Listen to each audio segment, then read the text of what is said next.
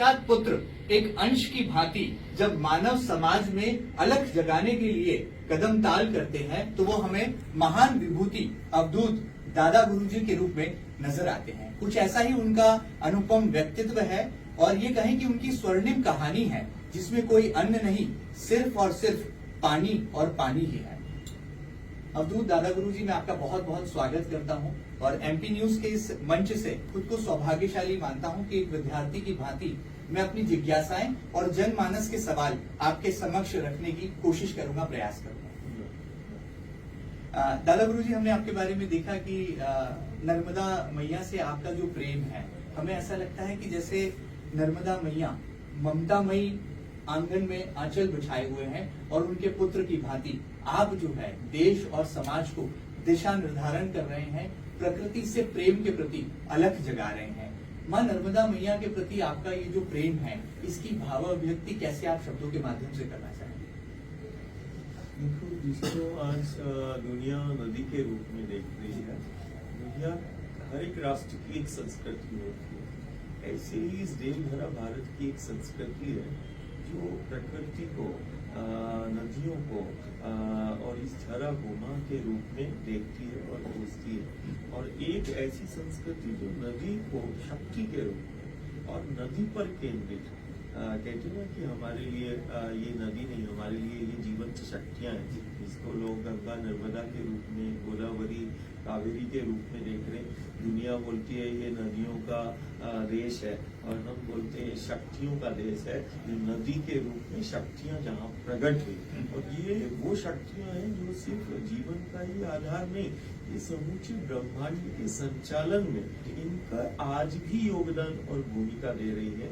और आने वाले समय में ये निश्चित है कि ये सदी, ये युग आने वाले समय में इस सनातन, इस संस्कृति की जीवंत प्रामाणिकता, जिसे हम नदियों को से जोड़ती है, एक ऐसी संस्कृति जो माटी से जोड़ती है, एक ऐसी संस्कृति जो पेड़ पहाड़ों को परमात्मा ईश्वर के रूप में मानती है, एक ऐसी संस्कृति ये सनातन है इस देव धरा भारत की, जो प्रत्येक जीव से प्रेम करना सिखाती है। जो हमारे लिए एक ऐसी संस्कृति है कि ये एक दर्शन इस सनातन का, या भारतीय दर्शन जिसको हम बोल सकते हैं, जो मिट्टी, पत्थर, कंकड़, नदियों से लेके पेड़ पहाड़, हम सब में जीवंतता को देखते हैं और यही हमारी जीवंतता का, जीवन का आधार है। तो दुनिया के लिए हो सकता है वो बहता हुआ पानी है, दुनिया के लिए हो सकता है कि एक रिवर है, एक नदी है। हमारी संस्कृति में जीवंत प्रामाणिकता है कि हमें नदी के रूप में साक्षात भगवती, नदी के रूप में हमें साक्षात शक्तियां प्राप्त है। तो ये शक्ति पर केंद्रित जीवन है, ये शक्ति पर केंद्रित हमारी साधना है। ये सनातन, जैसे कहते हैं देह में एक आत्मा होती है, ऐसे ही गंगा नर्मदा ये सनातन की आत्मा है। इसके बिना हमारा सिर्फ जीवन ही नहीं, हमारा अस्तित्व ही नहीं है, ना धर्म का, ना जीवन का और ना किसी चीज का। तो कहीं ना कहीं इसको हम नदी के रूप में देखते हैं। नर्मदा ये दुनिया का सबसे असाधारण शक्ति है। दुनिया को जल के रूप में जो दिखाई दे रहा है, ये जल नहीं, ये जल के रूप में हमें शक्ति प्राप्त है। इसकी जीवंत प्रामाणिकता आज ज्ञान और विज्ञान देख रहा है कि कैसे, जैसे एक बच्चा रहता है, नवजात शिशु रहता है, वो माँ की गोद में रहता है। अब माँ की गोद में जैसे बच्चा रहता है तो उसको कोई 6 महीने तक अन्न द्रव्य नहीं दिया जाता, वो माँ के आंचल पर ही केंद्रित रहता है और वो बड़ा हष्टपुष्ट रहता है और उसका विकास भी होता है। ऐसे ही ये सनातन संस्कृति की और सनातन की जीवन जहाँ एक तरफ प्रामाणिकता है, वही दूसरी तरफ जो हम नदियों को माँ कहते हैं, ये उस असाधारण शक्ति पर केंद्रित जीवन है जो दुनिया देख रही है। जो हमारे लिए जल, उसके तट के कंकड़ पत्थर, ये पर्वत, पेड़, अब तो सिर्फ जल ही नहीं, हम वायु पर चलते हैं। हम 35 से 40 किलोमीटर हम वायु पर परिक्रमा करते हैं। हम वायु पर आज भी, जैसे हम गांव नगर में आते हैं तो हम चलते समय जल का प्रयोग नहीं करते। हम 24 घंटे में सिर्फ 300 से 500 ml जो तुम्हारा पैरामीटर्स कहता है केवल हमारा ही, मतलब जल नहीं, वो जीवन है, जल नहीं वो शक्ति है। और इस युग और इस सदी का सबसे बड़ा ये संदेश है कि हमें कहीं जब चारों तरफ देखे ना संक्रमण आपदाओं का दौर चल रहा है, सारी दुनिया भयभीत है, और वो अपने जीवन को सुरक्षित करने में कि ऐसा कौन सी संस्कृति या कौन सी परंपराएं मान्यताएं हैं जो हमारे गांव नगर को सुरक्षित कर रहे, तो आज समूचा विश्व इसी संस्कृति पर और हमारी जीवन शैली पर ध्यान केंद्रित किए है कि एक ऐसी संस्कृति है जो हमें सुरक्षित कर लेगी, और एक ऐसी संस्कृति और परंपरा मान्यता है जो हमें माटी से और हमें नदियों से, प्रकृति से जोड़ेगी। यही धर्म की जीवंतता है। अपनी शक्ति की बात की तो आपके अंदर भी कैसी शक्ति है, क्योंकि आप जल पर जीवित संत माने जाते हैं, और ऐसा कहा जाता है कि माँ नर्मदा मैया आपको जीवन दे रही हैं, क्योंकि वो जीवनदायिनी है। विज्ञान भी हैरान है, कई डॉक्टर्स ने फिजिकल चेकअप किए, कई मेडिकल रिपोर्ट्स और रिसर्च आप पर की जा रही है।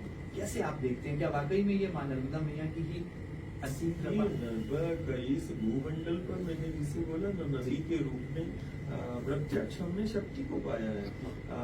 ये कोई विद्या या तंत्र या सिद्धियां नहीं है, ये तो हमें शक्ति मिली है, और हम तो दुनिया को बोलते हैं कि देखो आओ हमारे पास, हम दिखाते हैं। नर्मदा माँ का वरदान भी कहा जा सकता है। ये तो माँ का वरदान कहें या माँ ही कहें कि माँ के आंचल से जैसे शिशु पलता है, ऐसे ही ये जिसको हम नदी के रूप में नर्मदा को देख रहे हैं, ये उस माँ के आंचल की सामर्थ्य है। ये उस माँ के आंचल जैसे नवजात शिशु माँ के आंचल से आहार लेता दूध के रूप में, ऐसे ही वो जो बहता हुआ पानी जिसको हम बोल रहे हैं, वो पानी नहीं, उस पानी उस जल की एक एक बूंद में समाई वो ऊर्जा है। कारण वो बिना ऊर्जा, बिना शक्ति के ऊर्जा, और हम शक्ति की उपासना करते हैं। प्रवाहित कैसे होगी बिना तो ऊर्जा? कहीं ना कहीं आज जो ज्ञान और विज्ञान शोध कर रहा है, और आने वाले समय में मुझे लगता है कि महाकाल की नगरी से, क्षिप्रा के तट से एक कुंभ माँ गंगा के तट पर हुआ, जिसने सनातन संस्कृति के उस विराट स्वरूप को देखा। ऐसे ही एक कुंभ सिंहस्थ वो महाकाल की नगरी और क्षिप्रा मैया के तट पर होगा, जहाँ पर सारी दुनिया देखेगी उस सनातन संस्कृति की जीवंतता, और सारी दुनिया इसी हमारी जो जीवंतता है इसको अपनाएगी कि नहीं, ये व्रत नहीं, ये माटी को माँ क्यों कहते हैं, ये नदियों को माँ क्यों कहते हैं, ये पेड़ पहाड़ों को क्यों पूजते हैं, ये गोवर्धन को पूजते हैं, कामतगिरी को पूजते हैं, गिरनार को पूजते हैं।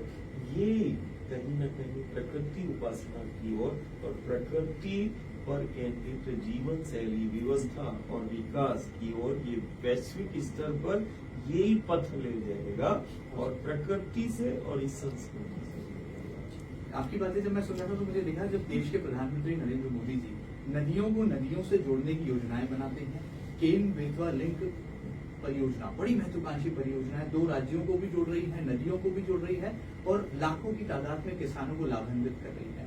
आपकी नजर में एक संत होने के नाते, आध्यात्मिक गुरु होने के नाते आपकी अभिव्यक्ति क्या है? प्रधानमंत्री जी भी क्या नदी प्रेम रखते हैं, और ये नदियों से नदियों को जोड़ने का जो प्रकल्प है, ये लगता है भविष्य के भारत को एक नई ऊंचाइयों पर ले जाएगा? इस देव धरा भारत में जिसने जन्म लिया है, वो ऐसा कोई भी नहीं हो सकता कि जो अपनी सनातनी संस्कृति से प्रेम न करता हो, और जो अपनी माटी से का मान न करता हो, और आज देश का जो नेतृत्व जो व्यक्तित्व कर रहा है, वो कहीं ना कहीं उस सनातन उस संस्कृति को जी रहा है।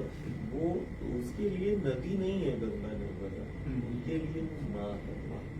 वो माँ के रूप में, और जो आज आजादी के बाद में ये पहली बार देख रहा हूँ, चाहे प्रदेश के मुख्यमंत्री के रूप में हम देख रहे हों, और चाहे राष्ट्र का नेतृत्व करने वाले नरेंद्र भाई के रूप में हम देख रहे हों, ये पहली बार हम देख रहे हैं जो सनातन संस्कृति पर खुलकर अपनी संस्कृति और अपनी सनातन की जीवंतता को रख रहे हैं, जो गंगा के तट पर सिर्फ डुबकी ही नहीं लगा रहे हैं, जो बद्रीनाथ केदारनाथ और कभी अमरकंटक में जाकर सिर्फ पूज ही नहीं रहे हैं, उस माँ की जीवंत अभिव्यक्ति की हमें नदी नहीं, हमारी ये भगवती है और यही हमारे राष्ट्र का आधार है। जैसे शरीर में मेरुदंड की भूमिका है, ऐसे ही हमने कई बार नर्मदा का, गंगा का महिमा महत्व को हमने उनके मुख से सुना और हमें बड़ी प्रसन्नता होती है कि वो हमारे लिए कोई ये नदियां नहीं, हमारे लिए तो जीवंत शक्तियां हैं और हम उसी संस्कृति की बात कर रहे हैं। दादा गुरु जी, एक सवाल और मेरे मन में है, युवा दिलों में भी है, क्या दादा गुरु जी को कभी गुस्सा आता है जल का जब अपव्यय वो देखते हैं या जब सूखी हुई नदियां देखते हैं, संघर्ष करता हुआ प्रकृति को देखते हैं और पाते हैं कि सूखी हुई नदियों को देखकर कभी भावुक होते हैं? उसको गुस्सा नहीं कहना चाहिए, चित्त विचलित हो जाता है। कभी कभी ये देखते कि जो पेड़ पहाड़ या किसानों को हम देखते हैं कि जो धरती का आंचल, जिसको हमें माँ का जो हमें अन्न दे रही है और वो फसल काटकर उसी माँ के आंचल में आग लगा देता है, जिस माँ के आंचल से उसका जीवन चल रहा है, उसी माँ के आंचल को वो दूषित करता हुआ जब परिवार समाज को हम देखते हैं तो हम विचलित होते हैं और कभी कभी हम खुद को नहीं रोक पाते कि जिस प्रकार सिर्फ एक मैं घर परिवार को बोलता हूँ कि सिर्फ एक माँ का आंचल है, जो माँ के आंचल से प्राप्त होता है वो जगत की पूरी संपत्ति और दुनिया सब इकट्ठी हो जाए तब भी वो माँ के आंचल से जो चीज प्राप्त होती है वो नहीं बना सकता है, उसका उपकार भी कभी बना ही नहीं जा सकता। जैसे जननी के आंचल से वो बच्चे के जन्म के बाद जो आहार मिलता है वही आज विज्ञान कह रहा है वो जीवन का आधार हो जाता है। मतलब कितनी सामर्थ्य उस माँ के आंचल से प्रदत्त उस द्रव्य में है, उस अमृत जैसे में।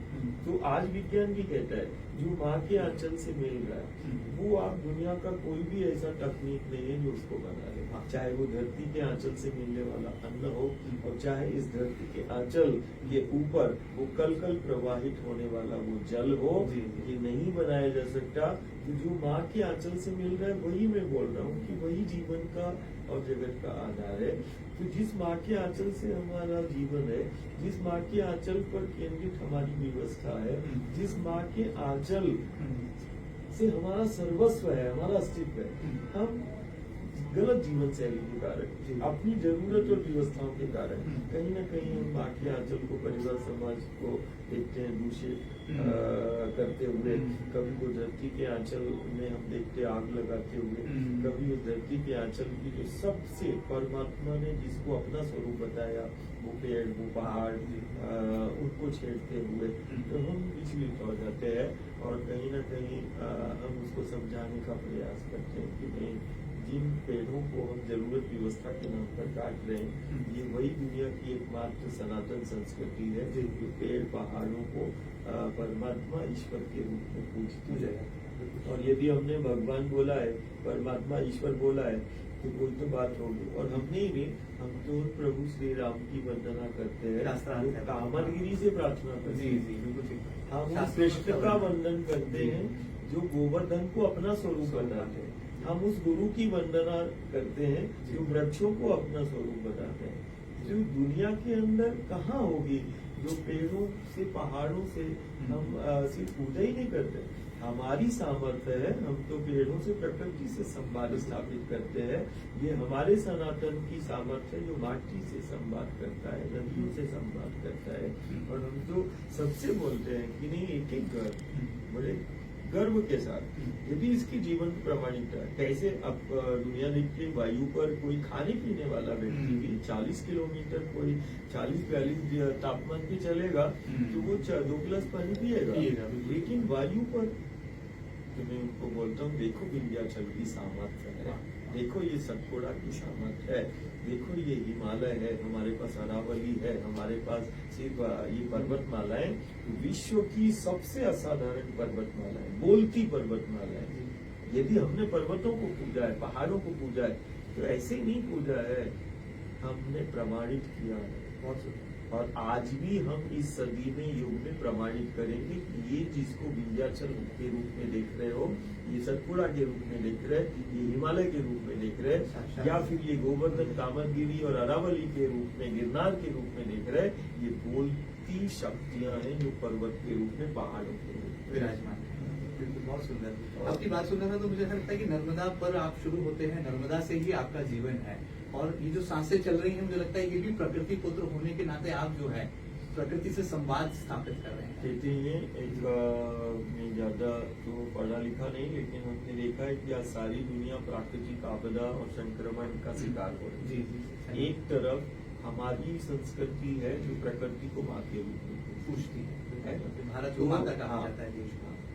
एक ऐसा है कि हम तो अपने राष्ट्र को भी माँ के रूप में देखते हैं, बड़ी बात। हम नदियों को भी माँ के माँ रूप मानते में, हैं। हम धरती को भी माँ के रूप में, और यहाँ तक कि वो जिसके लिए दुनिया पशु या जानवर के रूप में देख रही, वो गौ, उसको भी हम माँ के रूप में देखते हैं। बहुत सुंदर। तो ऐसा धर्म, ऐसी संस्कृति जो माटी से, प्रकृति से सिर्फ जोड़ती ही नहीं है, उससे संवाद स्थापित करती है, और प्रकृति में और उसमें अनंत शक्तियों का साक्षात्कार ही नहीं कराती, साक्षात उन शक्तियों से संबंध स्थापित करती है, और सबसे बेहतर, सबसे सुरक्षित जीवन जीने की वो बात करती है। ऐसी वो सनातन संस्कृति है। तो हमें लगता है कि आने वाले समय में दुनिया देखेगी, और दुनिया को इसी संस्कृति की आवश्यकता है। और ये साधना जिसको लोग बोल रहे हैं कि दादा जी वो वायु पर रहते हैं, जल पर रहते हैं, बड़ा कष्ट होता होगा, बड़ा दर्द होता होगा, तो मैं सबको बोलना चाहता हूँ, नहीं, बहुत आनंद आता है। देखो, 18-20-22 घंटे हम चलते हैं, हम बहुत आनंद से रहते हैं, हमें किसी भी प्रकार का कोई तकलीफ नहीं है। हाँ, जैसे जैसे साधना का समय बढ़ रहा है, वर्ष बढ़ रहा है, हमारे अंदर उतना चमक और उतना इन कोशिकाओं में उतना जीवंतता आ रही है। तो अभी जैसे अमेरिका का कोई अनुसंधान विश्वविद्यालय है, उसने हमारे देश के प्रधानमंत्री को, नरेंद्र भाई को पत्र लिखा, और उसमें बोला कि नहीं, क्या ये साधना उस धरती को बचाने के लिए आधार हो सकती है। तो मैंने बोला कि वो आए, और उन्होंने आग्रह किया कि हम इस पर शोध करना चाहते हैं। वो खुला है। बहुत सुंदर। आपकी बातें सुना तो आपने संबंध और संवाद की बात कही, तो एक संवाद आपका हुआ था बाबा प्रेमानंद जी के साथ भी, और वो भी प्रकृति प्रेम जो है राष्ट्र से निकला, वृंदावन का वो भी जीवन, और ऐसा लगा कि दो साक्षात शक्तियों का मिलन हो रहा है। और अवधूत दादा गुरु जी की बातें सुनकर से निवेदन और आग्रह किया था कि नहीं, वृंदावन को, यमुना को, और उनके अब कभी कभी जब भक्त प्रेमी संवाद सुनते हैं, और वो जब हमारे पास आते हैं, तो वो बोलते हैं कि नहीं, अब उन्होंने भी उस दिशा पर बड़ी तीव्रता से काम, जो वो वृंदावन की बड़ी सहज और सिद्ध मुक्ति है, इसमें कोई संदेह नहीं। अच्छा, जैसा उनका नाम है वैसे ही उनका काम। बहुत सुंदर आपने जो है इसको व्याख्या कर दी। हमने देखा कि आप हवाओं का रुख भी बदल देते हैं। इंटरनेट की तरंगों पर, सोशल मीडिया पर एक वीडियो आपका बहुत वायरल हुआ, मिलियंस ऑफ व्यूअर्स ने उसको देखा, जिसमें आप नर्मदा परिक्रमा के दौरान जब हवा का रुख तमाम भक्तों की तरफ सैलाब की तरह आ रहा है, आपने हवा का रुख ही मोड़ दिया। समझा नहीं, उसको दिखाऊं क्या है वो? ऐसा उसमें नजर, ऐसा प्रतीत होता है, फेसबुक पर वो वीडियो लाखों करोड़ों लोगों ने देखा है कि हवा का वो बवंडर आपके समक्ष बढ़ रहा है, और आप उस हवा के रुख को ही बदल देते। ये कैसे संभव है? इसमें भी कोई विज्ञान है, ये चमत्कार है, या ये नर्मदा मैया और वायु से आपका प्रेम है? ये वायु पे तो चलना होता है। कभी कभी कहते हैं ना, माँ के गोद में बच्चा खेलता रहता है, तो कभी कभी माँ भी खिलाती है, माँ भी चलाती है। और कहीं ना कहीं मैंने वो देखा कि कुछ जो चित्रण हम देख रहे हैं, ये बिल्कुल सत्य है कि अब माँ वो तो शक्ति है, और कभी कभी बच्चों को वो प्रकृति से प्रेम करते करते कुछ तो हम भी कभी कभार ऐसा कि नहीं, कुछ जगह पर ऐसा होता है कि वो वायु का स्वर जो है, और उसको जैसे बच्चे के पास चक्री रहती है, ऐसे ऐसे नुमाया, तो तो खिलौना जैसे रूप बदल लेता है, ऐसे आपने हमारे वो सब माँ करा ले, ये कोई प्रायोजित नहीं रहता है। कारण प्रायोजित वो जादूगर कर सकता है, हमारे जैसे पागल नहीं। तो वो ये जादू नहीं है, ये तो मेरे लिए मतलब कोई चमत्कार नहीं है, ये तो माँ ही है। लेकिन ये प्रायोजित नहीं होता है। जादूगर तुम्हें प्रायोजित करवा सकता है, लेकिन वो प्रेमी कैसे कराएगा जो माँ की गोद में।